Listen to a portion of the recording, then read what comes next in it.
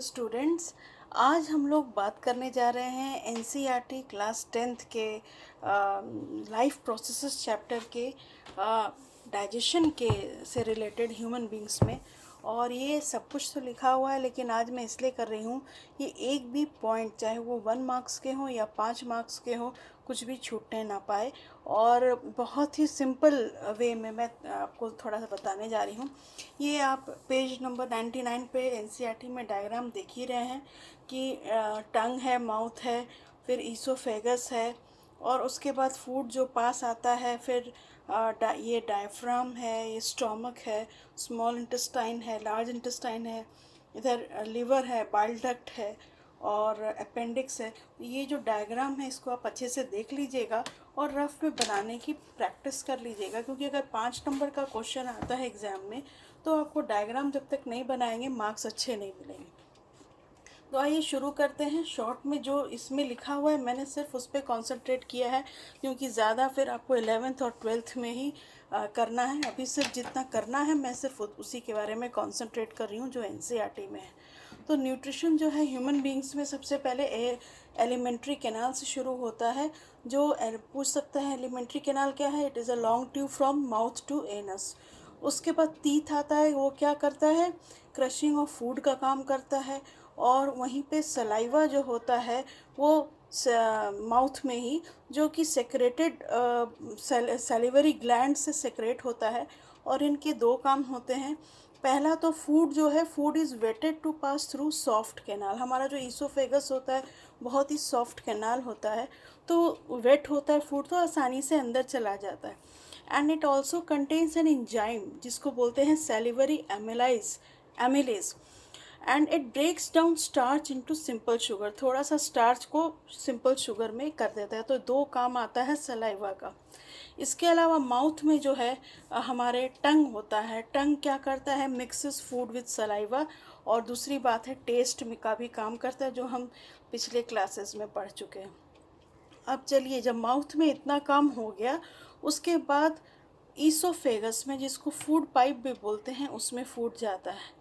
इसमें क्या होता है? पेरिस्टाल्टिक मूवमेंट होता है। ये सब मैंने कॉइंड वर्ड्स यूज़ किए हैं जो कि हमेशा पूछे जाते हैं, कभी 1 नंबर में और कभी पूरा जब आप डिटेल में बताएंगे तो ये सब भी आप एक्सप्लेन कर पाएंगे।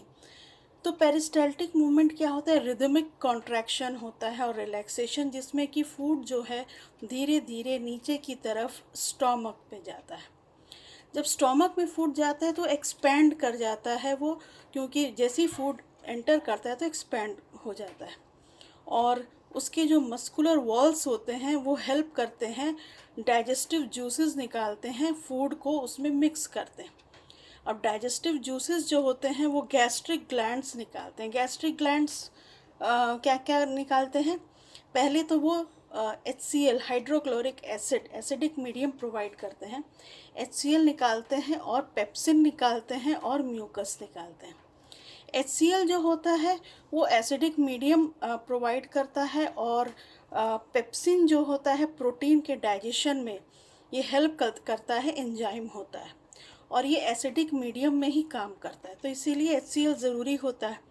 और म्यूकस जो होता है वो prevents inner wall from acid, क्योंकि एसिडिक मीडियम है तो वॉल जो है स्टोमक का वो अफेक्ट हो सकता है, तो इसके लिए म्यूकस जो है वो हेल्प करता है।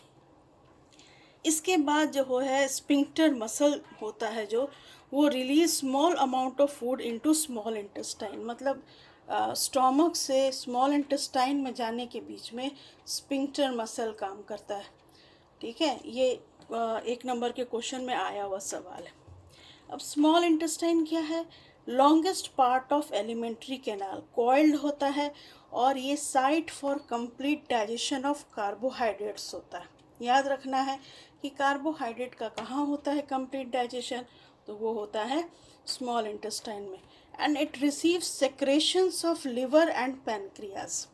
तो स्मॉल इंटेस्टाइन में लिवर और पैनक्रियाज से सेक्रेशंस मिलता है। लिवर क्या करता है? बाइल जूस सेक्रेट करता है, जो कि डाइजेशन ऑफ फैट्स में हेल्प करता है। और पैनक्रियाज जो है पैनक्रियाटिक एंजाइम्स रिलीज करता है, जो कि पहले HCl के वजह से जो एसिडिक मीडियम था वो क्या हो जाता है, एल्कलिन मीडियम हो जाता है। ठीक है, तो इसीलिए इसी का काम है। अब आ जाता है आपका फैट्स जो होता है यहाँ पे, वो लार्ज मॉलिक्यूल्स में होते हैं, और बाइल सॉल्ट्स जो होते हैं वो इनर स्मॉल ग्लोब्यूल्स में फ़ैट को कन्वर्ट कर देते हैं, जिससे क्या होता है कि ये एफिशिएंसी ऑफ एंजाइम्स बढ़ जाता है, सरफेस एरिया बढ़ जाता है फैट मॉलिक्यूल्स का, और उसके डाइजेशन में हेल्प होता है। तो इस प्रोसेस को कहते हैं, मतलब बड़े फैट मॉलिक्यूल्स से छोटे फैट मॉलिक्यूल्स में कन्वर्ट होने के प्रोसेस को एंजाइम्स के द्वारा कहते हैं इमल्सिफिकेशन ऑफ फैट। ये भी 2 नंबर के क्वेश्चन में आया हुआ सवाल है।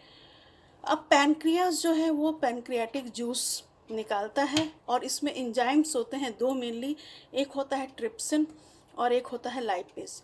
ट्रिप्सिन जो होता है वो प्रोटीन के डाइजेशन में हेल्प करता है, और लाइपेज जो है वो एमल्सिफिकेशन ऑफ फैट्स में हेल्प करता है।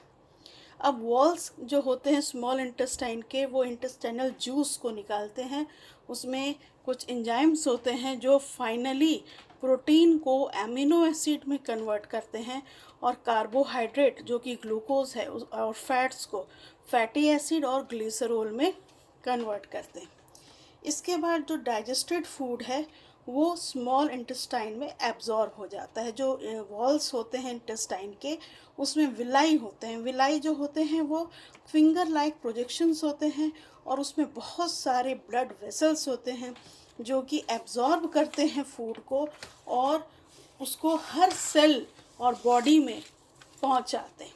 ठीक है, अब उसके बाद अनएब्जॉर्ब्ड फूड जो रह जाता है वो लार्ज इंटेस्टाइन में जाता है, और जो लार्ज इंटेस्टाइन के वॉल होते हैं वो जो एक्सेस वाटर है उसको भी एब्जॉर्ब कर लेते हैं, और रेस्ट मटेरियल जो होता है वो एनस के थ्रू निकल जाता है, और the exit of this waste material is regulated by the anal sphincter. ये भी क्वेश्चन आया हुआ है।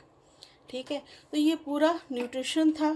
थोड़ा सा कभी कभी टूथ डिके भी पूछ देता है, इसमें लिखा हुआ है छोटे से। तो टूथ डिके क्या है, gradual softening of enamel and dentine, ये 2 वर्ड याद रखिए, और ये बैक्टीरिया के कारण होता है। बैक्टीरिया जो है शुगर पे काम करते हैं और एसिड बनाते हैं, तो एसिड जो है वही हार्म पहुंचाता है और टूथ डिके होता है। डेंटल प्लैक क्या होता है, masses of bacterial cells together with food particles stick to the teeth.